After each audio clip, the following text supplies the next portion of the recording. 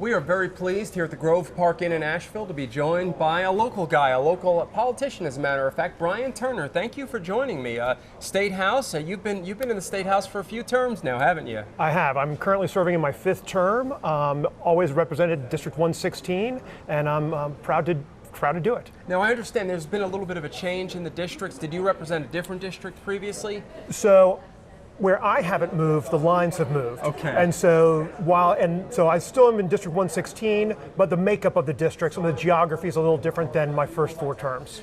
You are a local guy, right? You've been, and this is you're back home now, aren't you? Yes, this is home. My folks were married right over there on the Sunset Terrace here at wow. Grove Park. Wow. And they met at an Asheville Tourist baseball game back in the 50s. That's great. So you obviously you have a love for this community. Yeah. Talk about your feelings last September, late September, when this storm hit. It had to really hit home for you.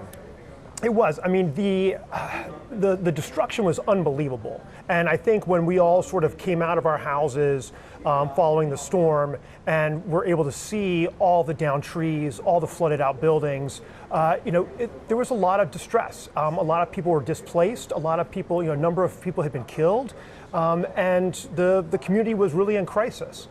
And in terms of a response, I guess you probably sprung right into action. What did you do in the aftermath to try to help these folks? So primarily, so my folks live still up here on the mountain, and my goal was to make sure that they were okay first. Right. And my sister lives right over here, so taking care of the family was first. Then, got together with some friends, started cutting down trees and clearing roads, and just trying to make life a little bit easier, more passable. It was incredibly difficult to communicate. No phones, no internet. And really you had to go walk next door to your neighbor and knock on their door and say, hey, are you okay? Yeah. It wasn't until we relocated my folks out of here that we got out of sort of the disaster bubble and really were able to see the news and understand what was going on. Mm-hmm. And one thing I've noticed, and you being in politics, obviously there's always divisions in certain areas, but this has been a nonpartisan issue. And have you seen that in Raleigh and also in the response? It has. I mean, that's I think it's really key that people understand that when emergency responders come, they're not checking your voter registration. Yeah.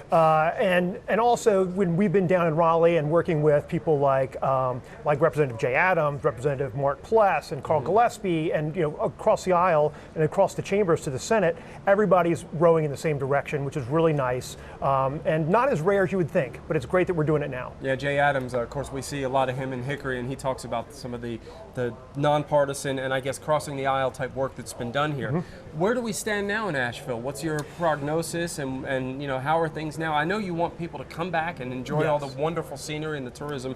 Where are things right now? So Asheville's open for business. Western North Carolina is open for business, but recovery has not been completed. Right. And so we still have a long way to go. We still have people who are displaced. We still have people who are struggling, businesses that are struggling. But if people can come here and visit, spend their dollars, that sales tax revenue is what's going to help, make the budgets whole for our city and county governments, which is critical to the recovery.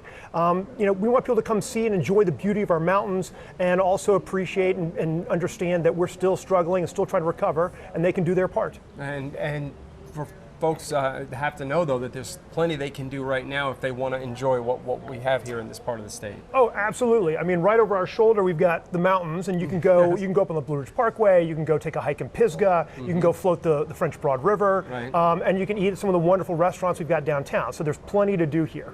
Well, I appreciate you taking some time to join us. Are you still enjoying serving as you do? I love it. I love it. And sort of my philosophy is I want to make sure that the decisions I make, the votes I take, and the way I behave, that I won't embarrass my daughter. Hey, that's a good policy to have, right? Exactly. Just keep it right. Look at what's at home and say, how would they feel about it? That's wonderful. Well, thank you so much for taking the time to join us, and we appreciate your service. I appreciate the opportunity. Thank you. Brian Turner, who is in the 116th District State House, joining us here from the Grove Park Inn in Asheville on WHKY News.